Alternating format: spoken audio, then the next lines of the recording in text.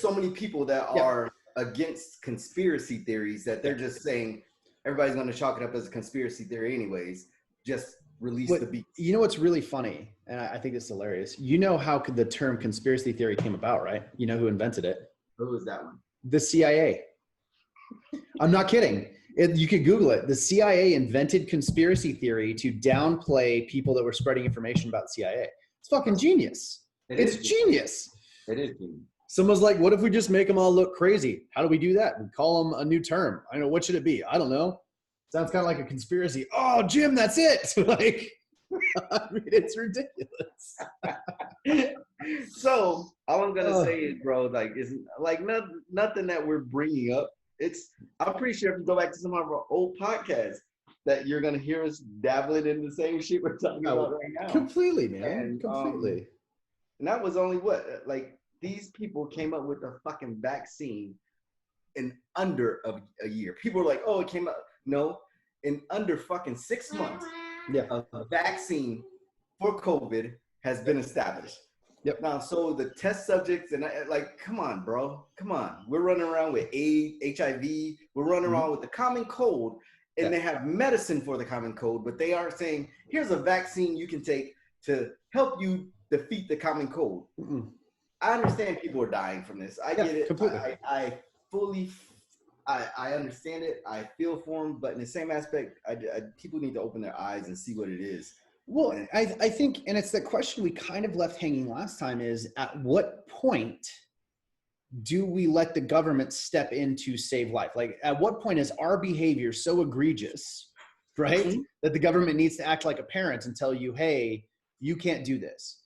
And this is where I have an issue with all of this, is because this does not have a super high fatality rate. It's super fucking low.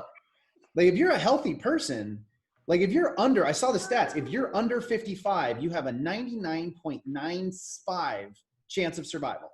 But us doing this right here, talking statistics and facts, and like, it's the, I don't want to call them left. I don't want to call them left. Yeah. Like, it's not the left wing. It's, how do you, the people that emphasize and have empathy for people that are dying because of COVID. Well, so yeah, dude, I think it's, so there's it is mostly the left, because the left, and they do function off emotion way more than the right. But I think that's a misconception. It's like, you and I both have empathy for every single person that's lost somebody that's due. Like a lot, bro. Like, yeah. I feel for them. It's terrible. Every life that's lost sucks. But there's a difference between emotion and policy. Because if you do policy based on emotion, I think Cuomo said this. That's what's happening. That's what's happening. That's what's happening. You're exactly right. That's where we're at. That's where and people are. Oh, I'm sorry, brother. Take it. Hey, what's going on? Hello. It's a fucking scam. No, hold on. That's probably important. It's either Social Security, IRS, or potentially your car's warranty has expired and you're in danger. Am I close? Do we have any other ones? It was some lady speaking in Spanish. So that's even better. That's even better. I had no idea what you're talking about. But they call it twice a day, and I always pick up. And it's a different number every time. I block them every time, and they just continue to say, fuck you, Carl. I'm going to call you. I usually just go, hello? Hello? Or I give them to Wilder, and Wilder jumps on the phone with them. Hello? Hello? That's funny, man. Yeah, we can dive into whatever you want to, man. And what's the topic today?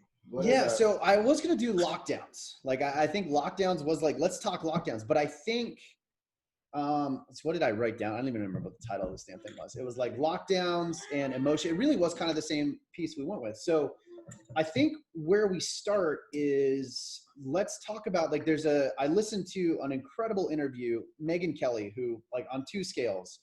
That woman at plus 50 years old is stunning. Dear God. Like, well done, Megyn Kelly, for the first part. And so the second piece, she had an interview that was really great. And I would say her podcast, I really enjoyed listening to it. It's the first one I've listened to of hers. What she had was, she had 2 doctors, one Stanford, one Harvard, that were anti-lockdown, and they're part of the group. Part of the group that wrote the Great Barrington Declaration, which is a group of 200 plus doctors that were like, lockdowns don't work. We need to go back to focused prevention, right? And then she also interviewed in basically the same style, like interviewed a doctor from Johns Hopkins who was more for lockdown. And he was very clear. He's like, lockdowns, like as we've done them, are not effective. We should not do it, but we still need to restrict people's behavior. And so the entire thing, like it was a great interview. I would recommend it. I'll drop it in the link on this as one of the notes because it is just a fantastic interview. Mm-hmm. The piece that stood out to me, and this is where I think we take this conversation from, we kind of go from there. Right. The piece that stood out to me was the doctor from St. John's, or Johns Hopkins, sorry, Johns Hopkins. The doctor from Johns Hopkins, they were talking about having to restrict the amount of people at bars or shut them down altogether. And Megan made a very good point, and she asked, well, if we have people that, like I don't have any older parents living with me. I don't have any of these other things. So I'm at very low risk. I'm healthy. I'm willing to go out and risk, take that risk on my life because it's lower than most other things for me. Why shouldn't I be able to go out and do that? And the guy goes, well, you may not know that someone else at the bar is living with an elder grandparent or an elder parent. And she stopped and she goes, wait a minute, but why does he have to be there? Like, why isn't he doing smart? And she made a good point, I would do the same thing. Right. If I had an elder parent at home, I would change my behavior to protect them. Right. That's how this is supposed to work. And he goes, well, you can't, that's how it's supposed to work. He goes, well, you can't really trust people to do that. And then he kind of pivoted and made it about, well, we don't want to make it about the individual because then you get shaming within the family. And I was like, and that's where his logic totally lost me, right? Because what do we have now? Now we have shaming on all of us. So if you go out and people see you without a mask, like I saw a video today of a probably 60-year-old man chasing a woman around a Target, yelling at her to put her fucking mask on, like chasing her. Like if I would have seen this dude, I would have knocked him out. Like at what point do you get to chase a woman, swear at her, and like get in her face? You don't get to do that. But it's that thought process of where at some point, and I don't know where this happened, we've made this empathetic transition where it is on all of us to stop our entire lives to protect everybody. And it's like, one, that doesn't work. It causes a huge amount of damage. Right. And I think it has a negative impact because now you have people going out who have elder parents at home, who have immunocompromised. I think we talked about this last time with the woman and her immunocompromised daughter who said she felt comfortable taking her out because everyone else is protecting it. And that's why I think we have this huge increase because people have this false sense of safety when reality, those people should be at home. And if those people are at home, if they can't work and we can't do that, then we can write targeted policy that's not going to cost $6 trillion to actually take care of those people. Like, hey, write up, like I have my mother at home. I'm immunocompromised. I have my daughter. I cannot work. I cannot do this. We go, boom, taken care of. And we make sure they're taken care of. And then we follow up and make sure they didn't lie and we do some oversight, but we really hammer that piece. But instead we have this winner take all thing. Yeah, I'm gonna back up. Go for it. It goes back to that policy making that analysis isn't being done beforehand. Yep. It's not like literally you and I are sitting here snowballing ideas. You're like it's quality control, like that quality control, that common sense check. That doesn't sound sensible. That doesn't sound realistic. But in the same aspect, it takes friction for people to come to a common ground. And in these, I don't want to say it's not friction, but it takes friction, and then there's friction, and then at the end compromise. They have to compromise between all that friction, but they don't. They leave the room angry because they are who they are. It's 100%. And I don't think anybody can look at this and not see that policy and people's thoughts around policy are 100% political at this point. The right is open up, the left is no, we have to shut down. And they're so tied to that narrative that nobody is even having the conversation without being screamed at of like, it's ridiculous. And so you have doctors, and this is a good example. So Central District Health, who I can't stand, I listened to a conversation today from Southwest District Health, another one just outside. And they're like, there's absolutely no reason for us to do a mask mandate. I don't see any data or something. He's like, if data shows me that it's going to make a difference in policy, we'll readdress it. But there's no reason for this board to even vote on it. And they didn't even vote on it. And Central District Health, which is just it borders the 3 counties that Central District manages, is like, we have to do a mask mandate. We need to lock down people. People can't leave their homes. Like that's a little extreme, but you can't have more than 10 people in your house. No multi-household meetings. And it's like, so I have one side that is literally 30 miles away saying like, masks are stupid. Why would I do this? And then the people here who are liberal, they did vote Democrat, and they're 100% on this lockdown train. And so again, there's no middle ground. There's no conversation, because maybe there is a conversation that is masks but let people run. I'm watching this stuff in New York, man. Holy cow. New York and LA, I saw that the Surgeon General from LA said this best, and I think this ties the whole thing in.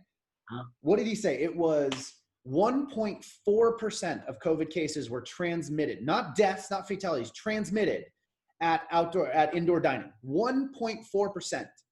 Or no, at outdoor dining. Don't get me so then he goes, he shut all of it down. And you know what he said? Why?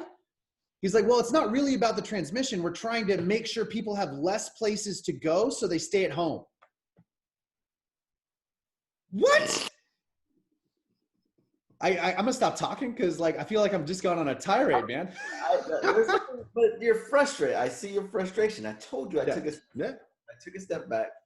And I go back to my happy place. I beat. I saw that, man. Are you making friendship bracelets? What are you making? I'm making friendship bracelets from. I love it. So on us, this is Bacardi and Cola episode 11. Carl makes friendship bracelets, which we will start selling on our website coming up here pretty soon. So what I can tell you is outdoor dining, right? Because I traveled. I did travel a little bit. I'm not gonna lie. I went to Chicago, but I took the test. I took the test. I went to Chicago, saw my fucking family. So what? Yeah. You not care about grandma? I do. I love my grandma. I know you do. So all I can say is, yeah, it's good. All I can say is, outdoor dining is indoor dining outside. Because that's all it is. It's actually worse. Let's make a tent. So I can't go inside where you have filters and circulation. You can open up windows. I'm going to go to a tent, a canvas tent. I can't, Rob. That's like me going and building a tent for all my soldiers, and we're all sleeping under the same tent, breathing each other's air. It's the worst. Anyone who's in a GP medium knows that's where you get sick, because there's no airflow. There's no airflow, bro. You're under these stupid man-made fucking outdoor fucking recreational places for me to eat and consume food. Hey, and then you walk in with your mask on, take it off, sit down. You're sitting there eating, talking with your mask off. And I'm just sitting here like, this is America, right? Like what can you do? We can walk around, be frustrated, or we can do what we do. Sit here, have a conversation. We think logically, and we come up with solutions, and then we just throw them at people. Somebody's going to bite on your ideas. Somebody's going to say, this makes sense. Somebody's going to say, this is totally opposite of what we viewed it as before. Yep. But what I want to make sure, we're going to make people mad, but I don't want to intentionally make people mad because we're blowing them off. Because I'm really good at blowing people off. I know you. It's a knack. You have like a natural skill. Yeah, it's pretty impressive. So, I just want to, like I said, at the end of the day, I want to be productive. I know our conversations do hit home a lot because sometimes they're just polar opposite, but we still dialogue. There's still a dialogue. There has to be. There has to be. I've seen too many podcasts where a conservative takes a conservative standpoint and just runs a gamut. And in the comments below, I'm just laughing because everybody hates that person. Or a liberal takes a liberal standpoint and they don't want to see that middle ground. So I would love to go middle ground. I would love to identify all the issues and then come up with solutions on occasion. And sometimes we are going to come up with solutions, but spitballing back and forth with two intelligent individuals or more, and they get involved and write what they write and tell us where they get their information from. Yeah. It just, to me, it works better. Yeah, completely. I mean, I picked up a more intelligent individual right now. She's going to join us on this. No, awesome. It's one of those things where it is, people are wound so tight right now. I mean, in the election, whatever's going on right now, which I'm not even going to, I've stayed so far out of that conversation just because I was like, this is so complicated. Like I tried to read, just because I'm a curious guy. Right. I tried to read Texas's lawsuit and some of the other lawsuits, and I was like, I don't even know what the fuck this says. I was like, okay, so basically, yeah, I'm just gonna stay the hell out of it. Like, I don't even want to talk about it. Like, don't want to. I'll talk about like once whoever is sworn in January 20th, and we can talk about the policies that they come forward, because this whole thing is batshit crazy. I think that shit crazy. I'm just saying, let me turn my fan on because that made me hot.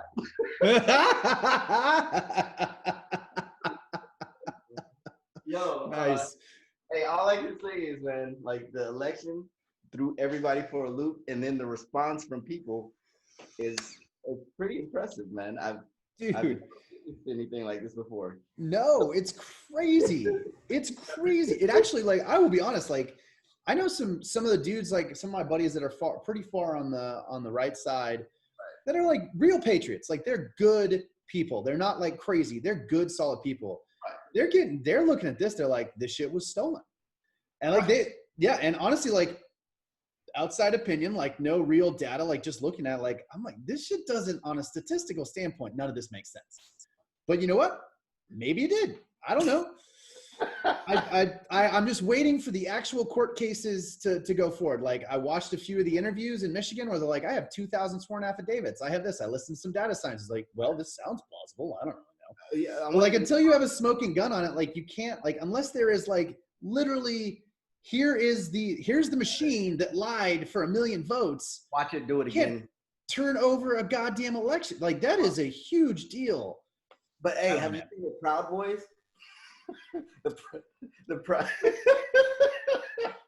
Wait, are you talking about their tickle initiation? Have you seen that video? That video is hilarious. No, they did like a tickle initiation. Like I don't know about this. Like there's very few clubs I will join that start with a tickle initiation. Bro, I was watching them in New York, or not New York, DC, and I was laughing my ass off that they were beating people up that didn't want to fight. That sounds like that Offspring song. Like, you're under 18. Come on, let's do this. So if those aren't the people. Like, no, those are not the people I'm talking about. Like, just to be clear, those are not my friends that I'm talking about that are getting geared those up. Those are the Proud Boys. You know what I'm saying? Those aren't those.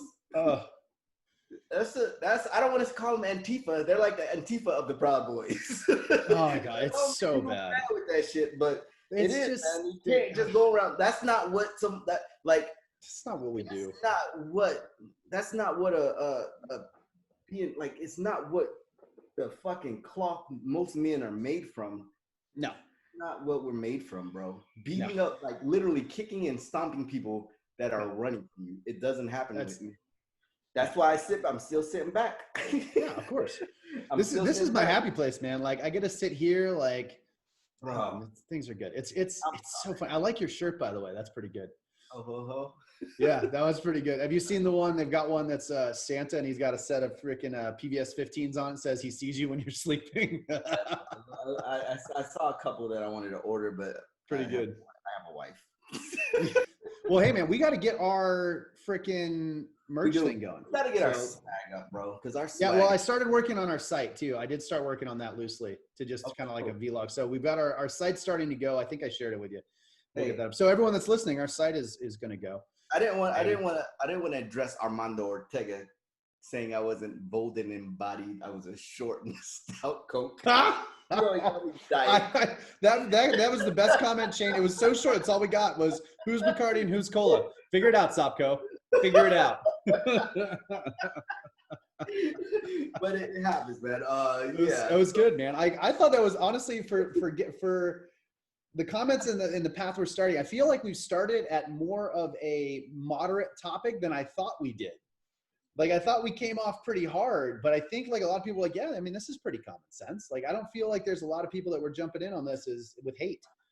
But I again, what are they gonna come on our, like, we go at all angles, bro. It's not like we're sitting here taking, like, you know how they call you said, some people are saying, when did you become such a radical? Yeah. They can't say it because you're not, because they see every fucking idea on this damn podcast, because this is just what we do. I had a buddy call, he did call and say, fuck, this is like sitting down with drinking a beer with you at a bar, man. And I'm like, well, that's the goal. You know, like, that's the goal. I would love to see a video of somebody putting our video on with a beer and fake having a conversation with us. That would make me happy. That's it. You know, Carl, that's a good point. Fuck. Oh my God. Man. But it's a good life, man. Like, I can't complain about anything going on except like I've been avoid. What does suck, and me and my wife had a conversation. It does suck avoiding. We're avoiding people in general just to avoid toxic personalities. Yeah, completely. Does that make sense? We're avoiding toxic personalities. We're not avoiding COVID. We're avoiding toxic personalities, and we just don't want to be around people that that energy. There's a certain energy level in America, dude, that's just real bad, and I think it dove away from race. Now it's on politics. So that's kind of a good question. I'm going to make a statement here that might be a little controversial. I don't think it was ever about race. I think it was always about politics. Well, I think that was the topic that things pivoted to. And if you look at where the line was, because I think race became the topic and like the focus of the political argument, which is a bad thing because there is a real conversation to have about race, but we're not that. I mean, where's that conversation now? Don't they está Black Lives Matter? You know what I mean? So I don't think the conversation. The Black Lives Matter movement died down when they felt they had they got their guy. Their guy in place. And they got their guy. They raised $1 billion. They got their guy. Paid their executives between $5 and $10 million apiece. You know, they did good. Bro, I kept telling you, like, nobody wanted to listen about the fucking organization versus the fucking movement. And now that the organization has shut the fuck down, all the fucking push, all the power that had the fucking multi-million dollars to organize these small marches, they all fucking span off and went to their own. I mean, they'll be back in 4 years. 4 years, they'll be back. 3.5. Now that might get a little bit of fucking talk right there, bro. I bet so. I guarantee it. But but you can't like, we're sitting here and you can't argue what you just said. No, because right now, where are the fucking mass marches going on? Because nothing in my mind has changed except nothing's changed. Trump literally has just said, "I'm not leaving the White House." Yeah, he'll leave. He'll leave. Well, I don't know. I have no idea. Like this, there's so many conspiracy theories and some crazy shit. Like, I don't know. I don't see him not leaving if the legal cases don't go through. Right. I do not see him not leaving the White House. I feel like that would be out of fucking control. Like, out of control. If he left prior to the cases. No, if he did not leave. Oh, if he did not leave. If he did not leave, that's out of control.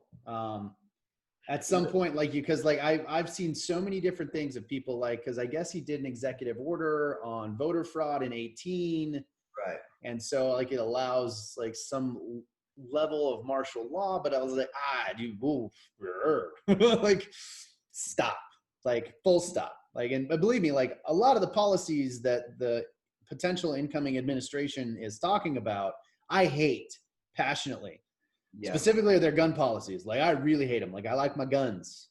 I really hate their policies. They have no impact, but that's a conversation another day if we get to that point. Right. But, like, nobody's gonna. No, but I mean, the idea of, like, a martial law around this shit and, like, going to the streets with guns up, I'm like, it is just terrible. Like, terrible. You're talking about the COVID, like, going to martial law and all that stuff. No, not because of COVID, because of voter fraud. Voter fraud. Okay. Yeah. So we pivoted. Fraud. Sorry about that. I did a total flip in my head and didn't tell you. So if it happens, man, I wouldn't be surprised. There's a lot of true Trumpsters. That's all I'm going to call them. I'm not even going to call them conservatives, but Trumpsters. And the reason I would say Trumpsters is because Trump has created this ideology about. And here's the thing. I don't think the ideology of a nationalist, right? Is a nationalist, but somehow, in some disgusting way, racist motherfuckers have tried to take over that too. So that white nationalist shit, that's where the racial tensions come Yeah. from. All that bullshit. I mean, I will say David Duke was all for Biden this year, so I mean, maybe it shifted. I don't know. David Duke's a weird fucking dude, man.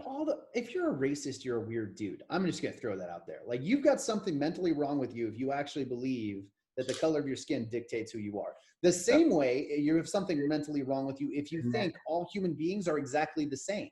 It dictates who you are to it dictates who you are to a racist. It actually does, and that you can't take that ideology, you can't take that thought away from them until you show them different. Like, until you put them in a group of fucking same colored personalities, and then they realize, like, oh shit, I have a lot more in common with this person. Well, and most of those people too, they don't like people outside of their little group. Like, they focus on one thing that's visibly different, but like it's one of those things. Even as a white person walking in, you're going to get maybe in the door, but if you're outside of their little group and ideology, they hate everybody because it's such a little closed ecosystem of crazy. Agree. That, like, you know what I mean? I agree, man. Like, I agree. So we are off topic, bro. We totally off topic. Let's go back to lockdowns. All right. So I wanted to put this out there, and we're gonna pivot back. I'm gonna share something, and I will drop these in the comments so you guys can see the screens I'm talking about. So this is the first one. Boom! I'm sharing it. Yes. So right now, Carl, you should be able to see it. Tell me if you see it. I see it. Perfect. So all right. So really, the argument here is, and this is a very good example, and the pattern is replicable across almost every single country, right? So right now we have two. We have Czechoslovakia and we have Croatia, and this is their rolling cases by date. So if you look at this, the red line is the date that we have a lockdown done in Czechoslovakia, but no lockdown in Croatia. And look at the pattern. It's pretty damn similar, right? You still have that massive drop off around the same time frame. All right. And this goes across the board for pretty much everything that was done. And so the argument here is that COVID-19, outside of lockdowns and any effort to reduce the spread, is pretty much futile, because what we have going on here is it's behaving like a seasonal virus, right? Yes. So you in the winter season, it kicked up, it went off. We had that massive spike in the initial spreading points in the US, right? We're on the coasts, New York specifically. They got hammered initially, just like Italy did, because it's hitting them in the winter. So everyone's inside. It's doing that same piece, right? So then you go to the lockdowns and everything, but those lockdowns, it was already on its way down. It was already trending south. The lockdowns didn't have an impact, and it basically ran its course into the summer, in which we had very low spreading throughout the summer. Right. And then what we see now is you see in all the countries where winter is coming up, especially the ones that were not hit hard in the beginning, you're now seeing that increase in cases. So it is behaving just like a seasonal virus. Now, it's an aggressive seasonal virus, but this is where I look at the strategy is there's nothing that shows the lockdowns or the masks create a statistical change, a massive statistical change. And I'm going to bounce to the next one. So you should see Florida now. Right. Here's Florida.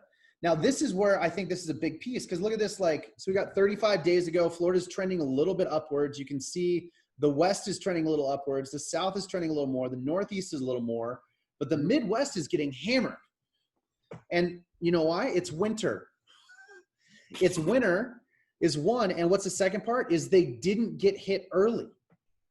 Right. So it didn't, by the time the summer had come around, they didn't hit early. Now, this is a theory, like all the data I've seen supports this theory.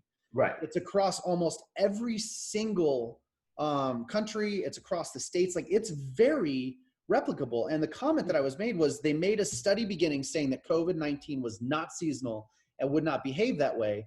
And the data scientist is like, that would make it unique to every other type of SARS-CoV virus. But who did that information come out of, and were they vested in the vaccine? No, no, he's not. So he's a data scientist completely against the vaccine and actually completely against his name's Ivor Cummins. No, the individual that said it's not seasonal. I think it came from a Chinese study, just to throw it out there.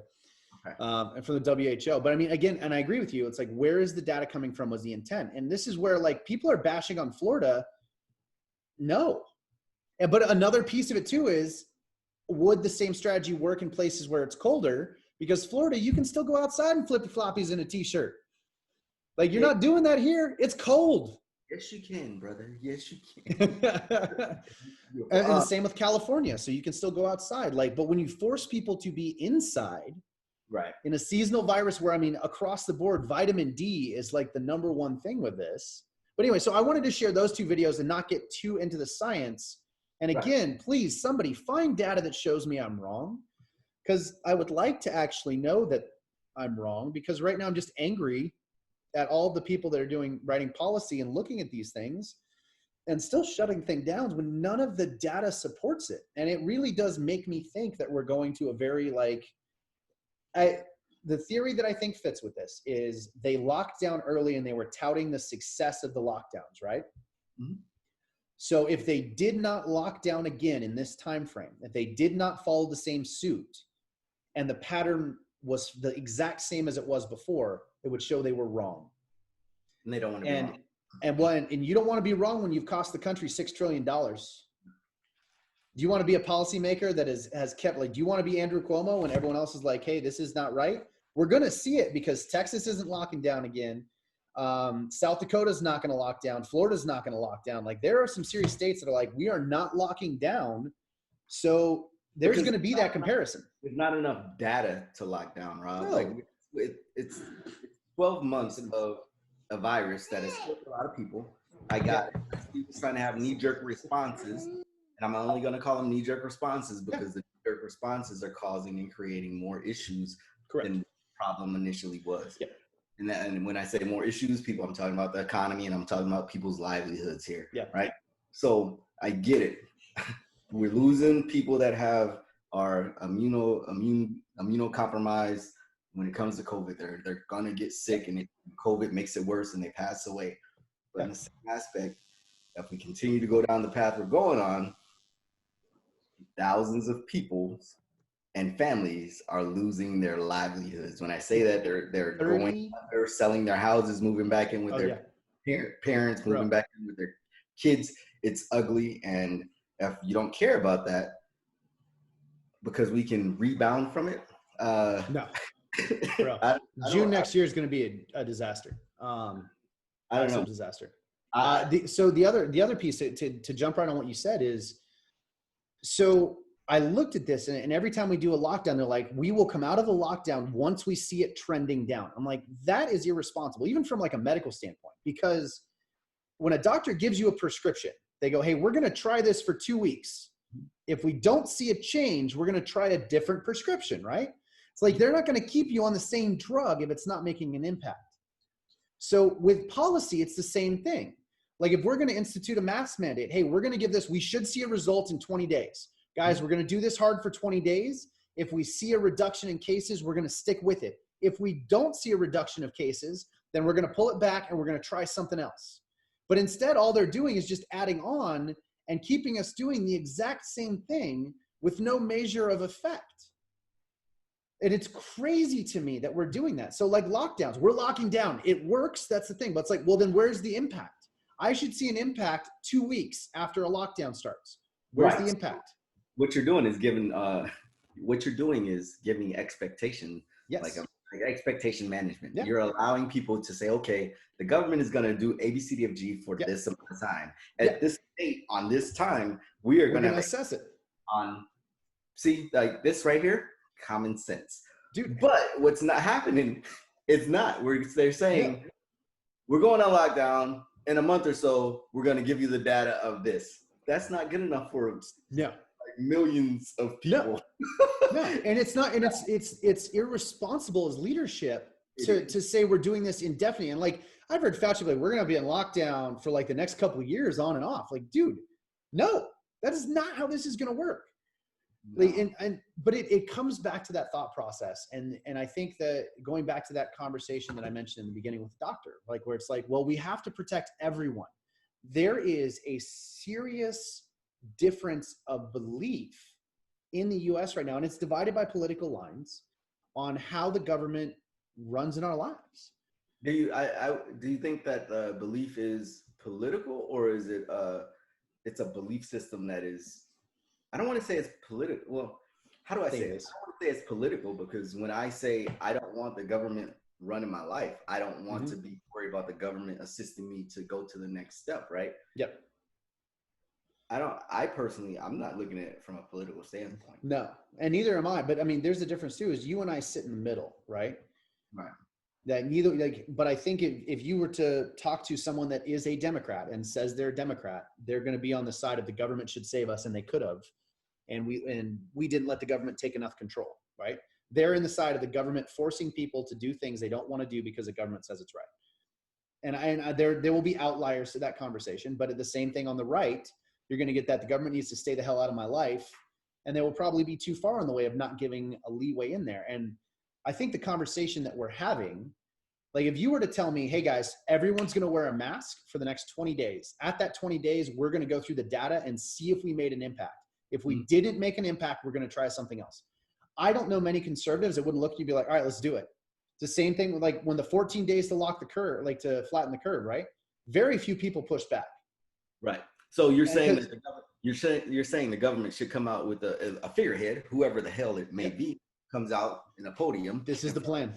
This is the fucking plan. Yeah. Here's 20 days of what we need to do to curb this craziness. Yeah. If it doesn't work, we all try it together as Americans. Other than that, well, because they're at a point, and I actually saw this from a liberal that I argue with on Facebook quite a bit, where he's like, we need to bring in the scientists and the technocrats and let them run everything. And I was like, what the fuck? Like, no, absolutely not. I don't want a bunch of technocrats or experts like, and we talked about technocracy last time. If you haven't Googled technocracy, do it. It is a legitimate thing, and it's kind of terrifying. But no, but that's that thought process, right? So they all believe that their solution is right. And you and I have sat in a room and listened to a bunch of smart people argue over whose solution is correct. And they all believe theirs is correct. Yeah. The only way around it, drop the kid here. No, the only way around it is to actually set in measures and be like, all right, man, Jim, we think you're right.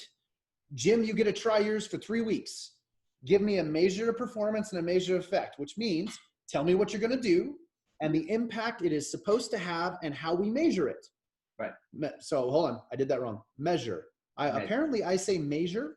I get made fun of all the time. I had like a Canadian accent. I don't even know what accent. I don't know why I say that. Like I get drunk and I have a little Canadian accent. But like my wife gives me shit. My 12-year-old goes, it's measure, Dad. It's measure. Kiss my ass. But it's measure. Cool. Yeah, you know, we all have flaws. Mine is measure. I don't know. Among a bunch of other things. East Coast, and I'm having a freaking great adult beverage. So oh, dude, I love it. That's my next step. My brother-in-law is coming in. Anyway, we're pivoting. Let me finish my tirade. But yeah, so you should have something to measure it. Measure it. It's measured. Measure it. And then you can make an assessment. But instead, what we have is, here's the plan. We're locking everything down. Once these things start to happen, then we can dial it back to be safe. There is an inherent assumption in that your plan is the right one and is going to work. Right. That is arrogant and it is irresponsible when you come to policy. Just saying, I'm right. The experts say it's right, even though there's an argument among the medical field of how to approach this. Mm-hmm. That is arrogant and it is irresponsible to be that committed to one type of solution and not having your impact measurements and having a secondary plan and way to rotate. And if a business was run that way, how would it go? And actually going about and following through with that plan. That is super important because the follow-throughs are horrible. Like I don't need to see, you said, I don't need to see freaking updates on how many more people are sick today versus yesterday. Or I want like hard data and hard like answers for the issues that are popping up. Yeah. You get ahead of the curve. And if you can't get ahead of the curve, pull the data from other countries. Which I don't know why we like. I get it, population and the way I guess their societies are set up, but in the same aspect, we need to pull that data and actually do some research. If we can come up with a fucking vaccine in under a year, we can come up with other ways to curb this fucking craziness. 100%. Like, and that's I was looking at the I think a number came out in that first $3 trillion package that gave everybody $1,200. Yes. Hey, what's up? Okay, no problem. Hey, hey, yeah, it's Carl Jones. It's Jones. You good?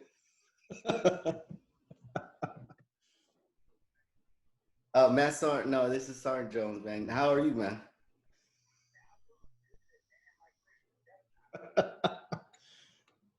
Hey,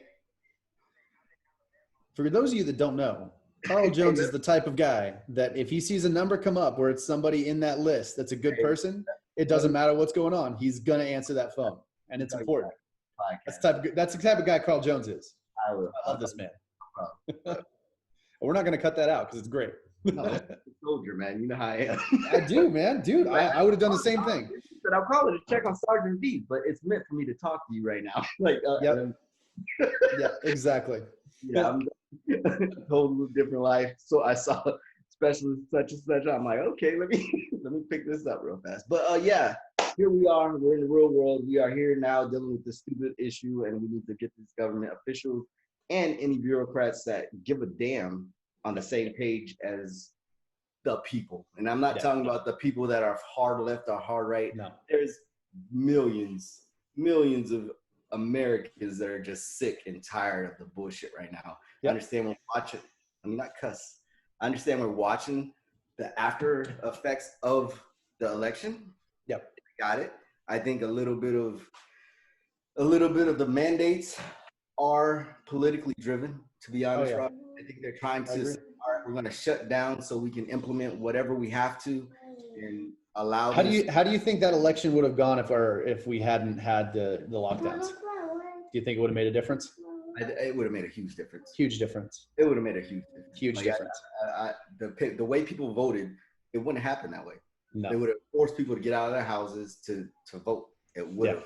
And there wouldn't have been the mail-in ballots. It would have been a massive shift. And worst case scenario, Rob, I'm gonna say the mail-in ballot was the easy button because I received for sure mail-in ballot in the fucking mail. I fucking filled it out. I walked to the front of the line, dropped it off, and I left. Yep. You see what I'm saying? Easy button. Was a fucking easy button. And I'm talking about instead of standing in a line that was over like an hour-long wait, a guy like me that doesn't deal with that bullshit just boop, boop, boop, left. Do I know what happened with that ballot? Not really, not per se, not so much. But the same aspect, it was a fucking easy button. And if COVID was not around, the election would have just had a different spin on it. That's all I can say about it. For sure. I think the other side would probably be suing right now.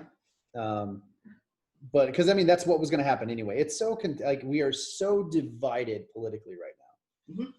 Which is crazy. And it's tough too, because I'm more on I've shifted more on the conservative side than on the left from before. I was definitely more moderate, especially when we served together. I was very moderate right down the middle. And I feel myself being pushed, especially by this, more towards the constitutional side, because I see basically the left really just saying the Constitution needs to be changed. And I have a hard time with that because I think the Constitution is a damn fine document. And we need to maybe try to better to live up to the document than try to change the damn thing. I agree. Because I don't think we're living up to it very well. I agree. A lot of people, there is a generational shift too, I think, man. Like we're seeing a generational push and they're so soft. How do I say, it's the millennials. I don't know if it's the millennial generation, but there's a different push on our political system and our economy and our social system. Big time. As Americans. And us more mature generation. That's a loose term. Right. Mature generations. Yeah. When I say mature, I mean like experience in life. Yep. It's gonna be a hard adjustment at the end of the day. And when I say avoiding toxic personalities, I'm not talking about like a toxic man like myself. I'm toxic as fuck because somebody says I'm toxic. I'm literally talking about the people that call me a toxic. Oh yes. Does it make sense? Yeah. I think for guys like me, I would say if I met myself, I'd be like, okay, that guy's a stand-up guy, right? If I met you, I'd be like, oh, he's a stand-up guy, right? That's too hard for a lot of people nowadays. Yeah. It is. I mean, like you said, mailing with the easy button. Like it's really easy now to virtue signal or to take a stance online. It's still hard to do the right thing. And I mean, and this is one of the things, like I'm 39 years old, and at times like I'd still look at myself like, are you taking a shortcut today? Like, cause it's a natural thing. Like when there's an easier path, I mean, it's like water, man, gravitate towards the easier path. That's a very natural human thing. And unfortunately, the easy path has been, I guess, both fortunately and unfortunately, but the generation like we had an incredibly easy path compared to our parents' generation. And our kids have an incredibly easy path compared to our generation, right? Like it just gets easier and easier and easier. And I'm sorry, like we've got a bunch of spoiled kids coming up.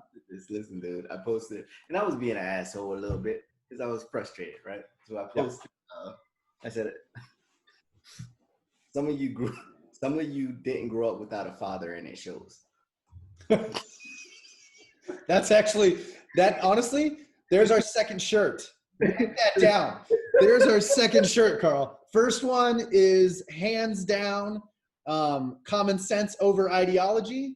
The next one is some of you didn't grow up without a father, and it shows. That's amazing. I can't say stuff like that though. Like, so good though. Yes, you can. It's so antagonistic, and every once in a while, like when you do that and you do like a post, it makes me smile because it's like you're pulling words out of my brain I didn't even know I had. That's so good. I'm just such a dick. I want to say douche, I want to say dick. But. Oh man, but I mean, I think that's hilarious. So I mean, I'm kind of laughing with it. I shouldn't say stuff like that though. It's rude. That's why I'm talking. You know, the people that look at that and they go, that son of a bitch is talking about me. They already know it's true.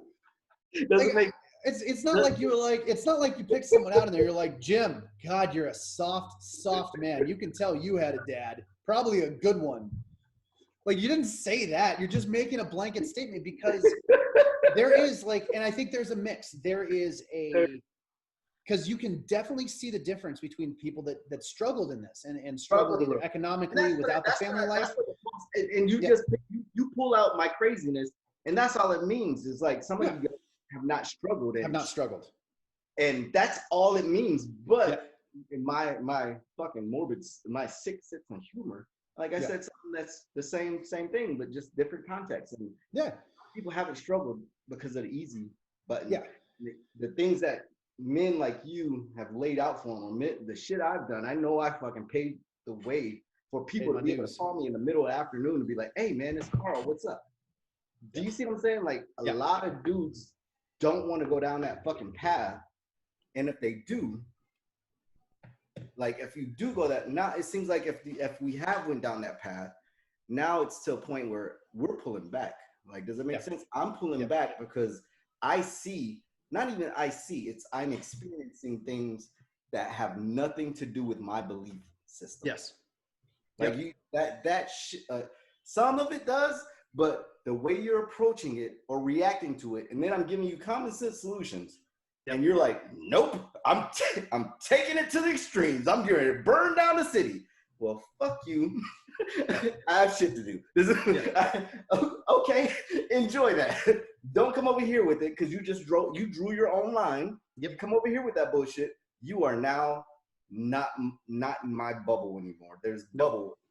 Does it make sense? So like don't step into my bubble. And there's a lot of people that have those bubbles where it's like, all right, we're gonna let this go. And that's a graduated impact on it. But I think what you're saying is exactly it, is unless you've struggled, right? Unless you've really struggled, I don't think you understand what your life. So it goes back to the thought process of guys that have never been in a fight, people that have never been in a fight, never been punched in the face. Right. A lot of people who've never really been in a fight, and I mean a real fight, not running up and kicking somebody in a group of people like the consistent shit that I see. Like where you squared off against somebody was watching you and you're like, not only may I get my ass beat, but there's a bunch of people that are watching me get my ass beat. And having had my ass beat in front of a lot of people, it's embarrassing. Right. And then to have it to the point where you're getting your ass beat so bad, you're almost on the verge of saying, help me. I do. Oh. Help. A little tap out. You know what I'm saying? Some of them never had, been tapped out before. Like and it shows, man. And I don't care about them. Like those people, I don't care about. Like I would prefer to be around a person that says I've tried than a person that says I've never, like, I wish, or if. 100%. It's not something that we should ever allow in our lives, but there's a if factor of I tried to overthrow the fucking government, or I tried to change the way you think by destroying your property, or I believe that I am entitled to something that I didn't work for. You can kiss my fucking ass. And thousands and hundreds of people are living like that right now. Yeah. And I personally don't understand it. Yeah, I agree. I don't understand it either. But it comes back to that piece. Like, I don't think they have a real line. I think they create fictional lines because they don't know where they stand, because they don't know who they are as a person. I don't think they've ever been tested. They've never really failed. They've been like given a participation. They probably play in that stupid ballless soccer in Seattle, which is the stupidest goddamn thing I've ever seen. Sarah, you've got the ball now. Pass it to Jimmy. Great pass. Like, what the?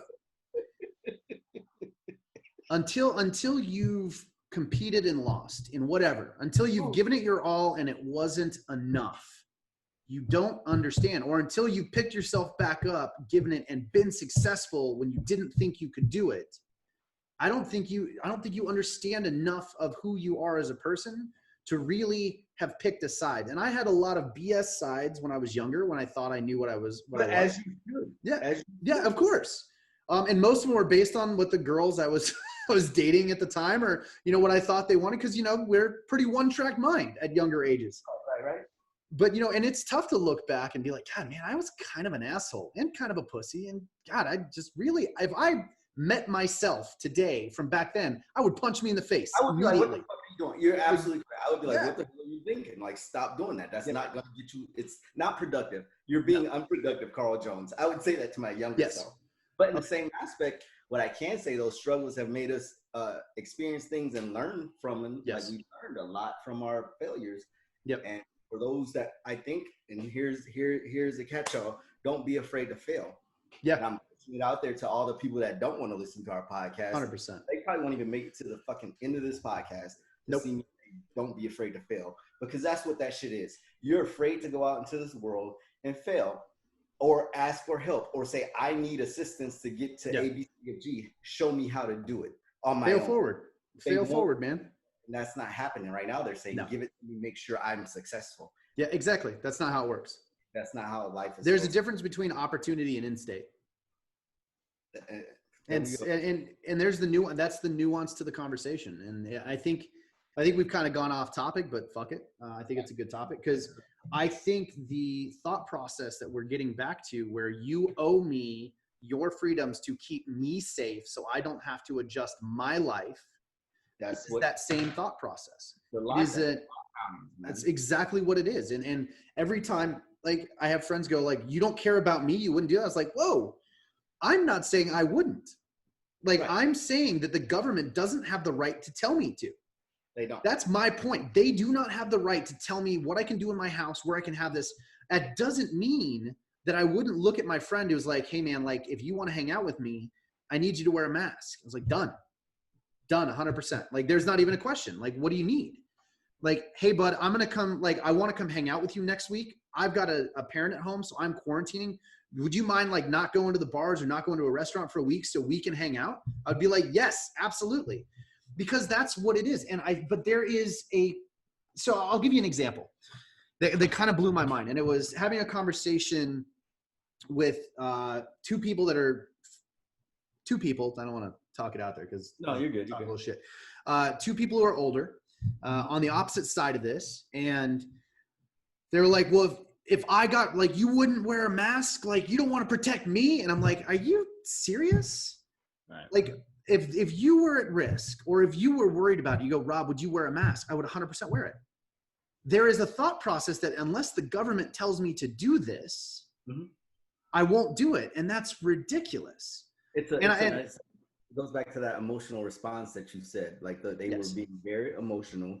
It's a response, and it's based on a fear-driven message that's been planted in their head. It's a fear-driven seed that's planted by the media, by the government, saying, hey, you need to do this to save lives. I got it. No, you need to use common sense. If you were fucking like, let's go back to this. If you're sick, stay your punk ass at home. Not punk ass, but you know what I'm saying? If I was sick, I was at home. So I wouldn't get sick and I wouldn't get everybody else sick. Exactly. We do it every day in the we did it every day in the military. If you were sick, get the hell out of the office because we don't want you getting anybody else in the office sick because it's the right thing to do. Does it make sense? Yeah. And if you can take that approach to your own personal lives, stay home, regardless if you're left or right.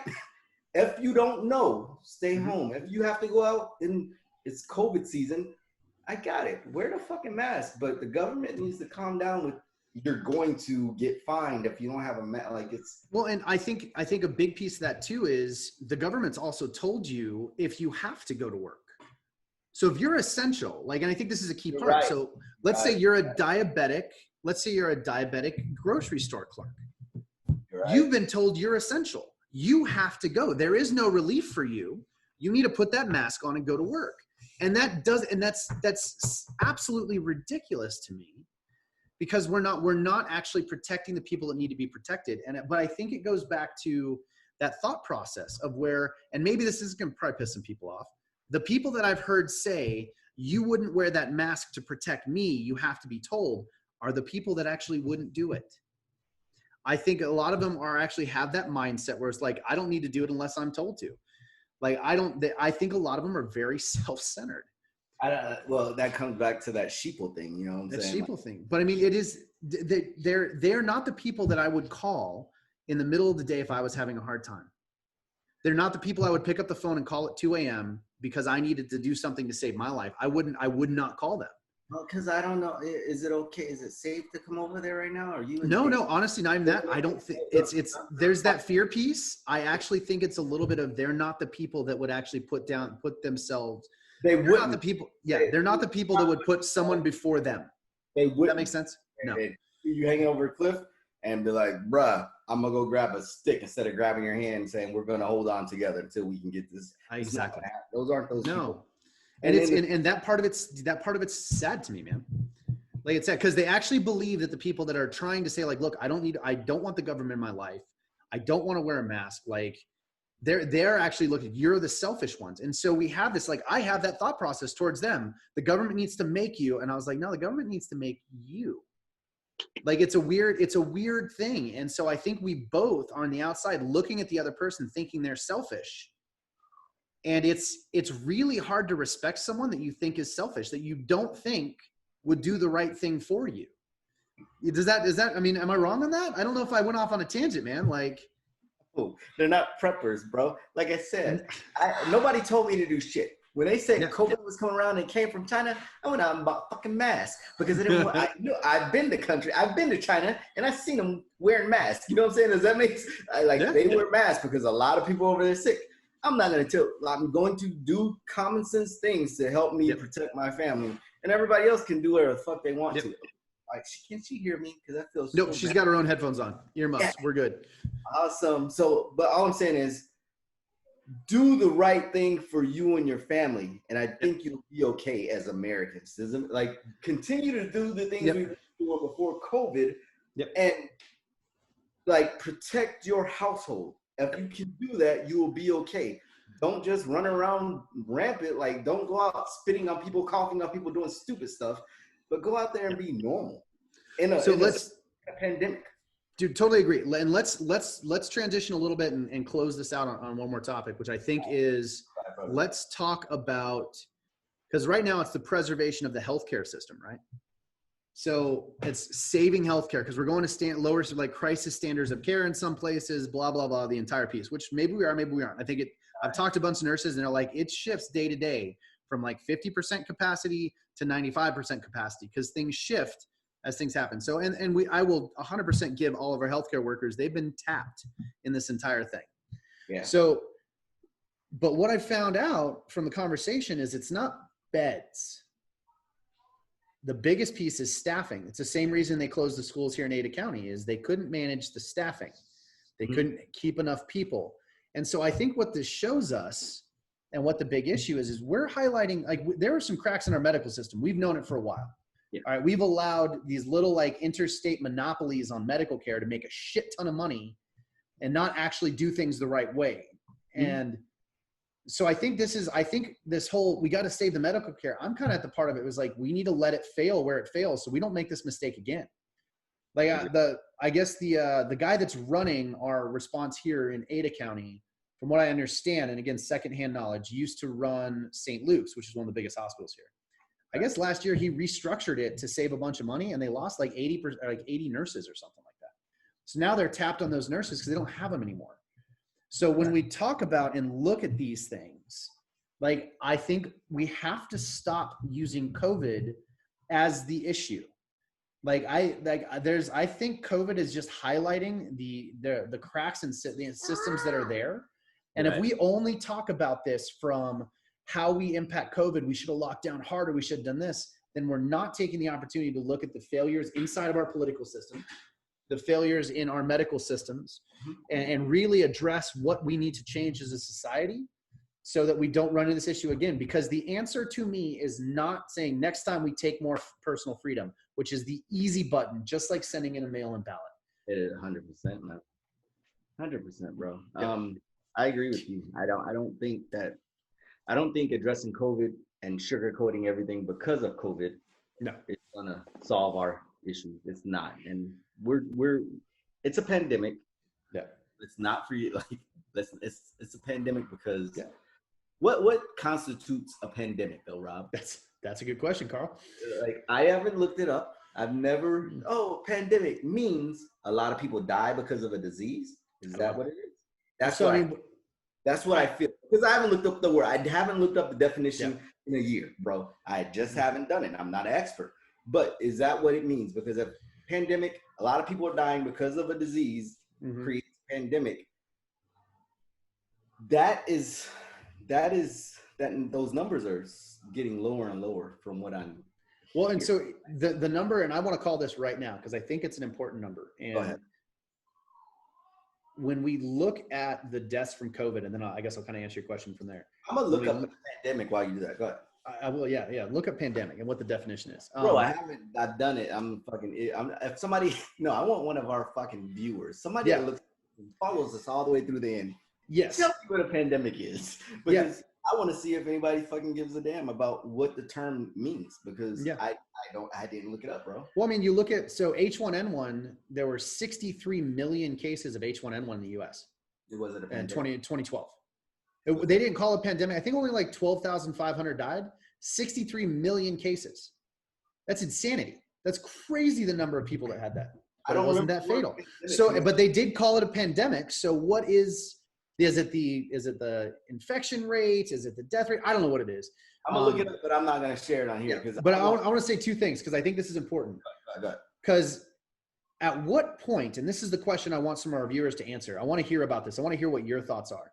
At what point does the government get to step in and take away your freedoms? Is there a point, right? And I think I asked this last time. I really want to know, because this is it. Here's the thing. Hold on. Wait. You know what you do, Rob? You always put the good stuff at the middle, like at the end. I know. We need to get the meat and potatoes, the bluff. I know. Right. Be like, hey. We make a sandwich. A shit sandwich, Carl. That's what the show is a shit sandwich. You got a little bit of good in the beginning, a whole bunch of shit, a little bit of good at the end. We just made a sandwich. Ask a question again, because it cut you out. That was funny. No, it was good. It was good. But no, so this is the piece, because I think the number is around 660,000 people a year die from obesity-related medical issues. Right. 660,000 a year. So there's two numbers to this I want to look at. The number one is what did that number look like at the end of 2020? Because I have a high feeling that it went down almost the same amount of numbers that went up that died from COVID. Just throwing a prediction out there, because the number one comorbidity is diabetes and heart failure that caused that caused death with COVID.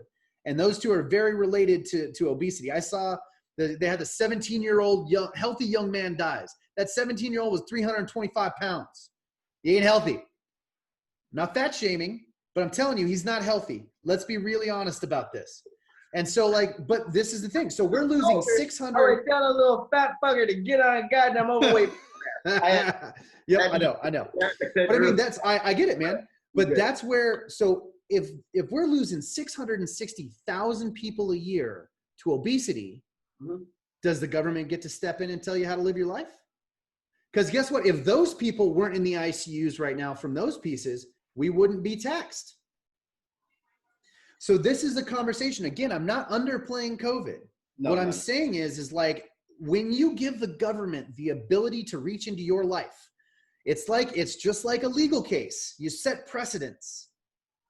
So when you set precedents, you better be damn clear what that precedence is, because the government does not give back power. It doesn't.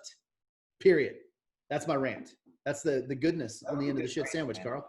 That was a good rant. If we I should start ranting in a car like you. I got a Jeep. I should just rant. Yeah, I used to do it. I haven't done it in a while. I might just start that shit back up. No, but I like it. Do it. It gets things off your chest. Like, never hold anything on your chest. It's good to see you like discussing things and getting it off your chest. But I think there's a lot of frustrated people out there that are acting out because they can't express themselves and have a sounding board to bounce off of. And when I say a sounding board, I'm literally saying a sounding board, and then that person, will either take A, action, or B, come back with a logical resolution to the issue. And right now, across the board, I see a lot of frustration, and I don't want to say people following dumb people, but once you start taking that shit to the streets, I'm probably gonna just chill out after I say this. Once you start taking it to the streets, understand,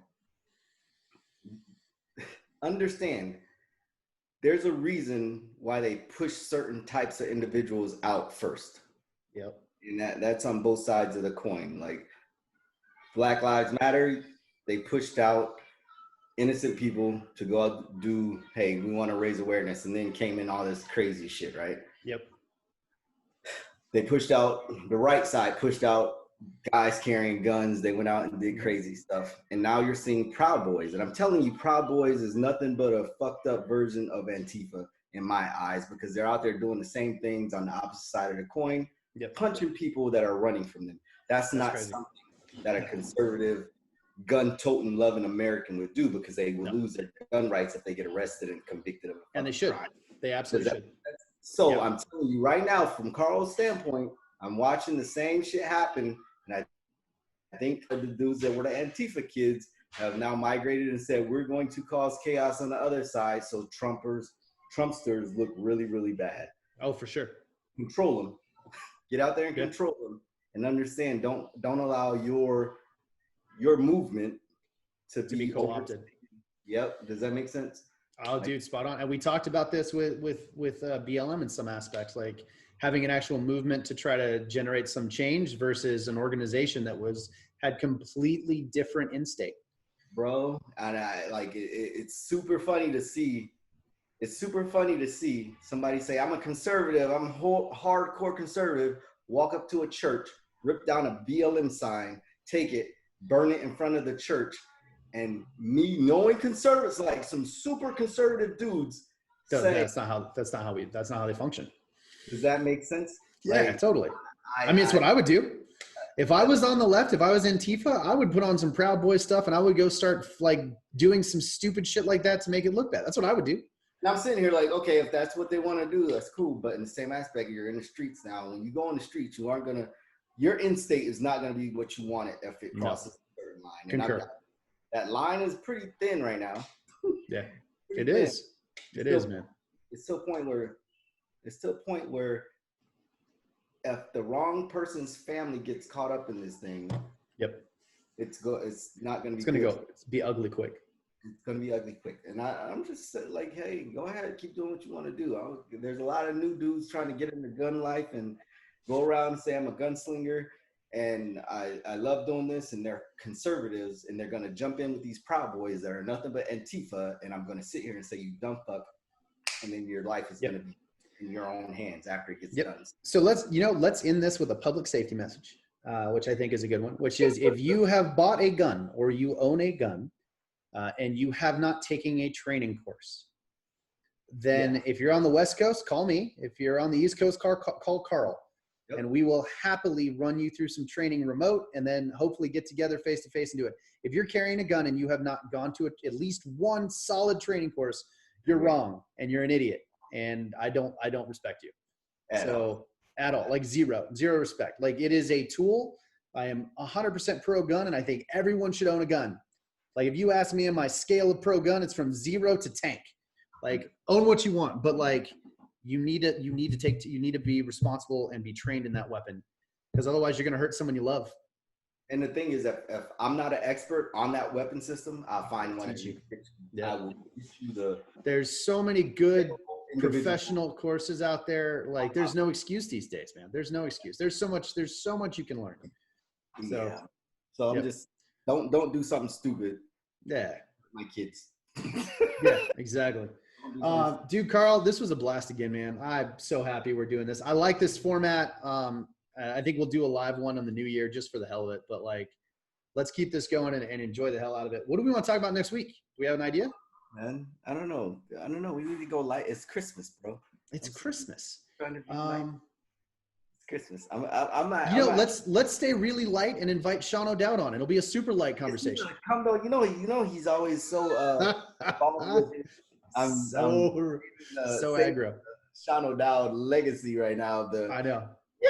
I love that man. Love that man. So, but if I can get him online just to make you guys laugh, you guys have no idea the conversation. Dude, let's do this. Let's talk business. Let's talk small businesses that are trying to survive through this. And let's go. I've got a few small business owners, and let's see if we can just have a conversation on like positive things. Like, what are you doing that's working? You know, what's negative? What would be a good way forward? Like, let's have more of a positive conversation. Live and do that? Try to drag them in? Because I can dude, live would be too tough. Trying to get that many people on. Like, I like this format. We can just bring them on the same way we do this and record it. So you just invite, like, I'll give you a couple of names of dudes that own businesses and invite them down. Yeah, I'll do the same thing. We'll invite them on. And then if they fucking have good input, we'll see where they are. And we'll ask them about COVID. How's it affected them? And honestly, if they're terrible and idiots, we can fuzz out their face and then do a voiceover and say our own thing. Get the fuck off my channel. You're funny, dude. All right, bro. Good talking to you. Pleasure, brother. You too. Enjoy your weekend and the rest of your week, man. I'm going to go up to the mountains, so I'll hit you up on Sunday when I get back down. All right, bro. I'll talk to you later. Brother. Cheers, buddy. Bye.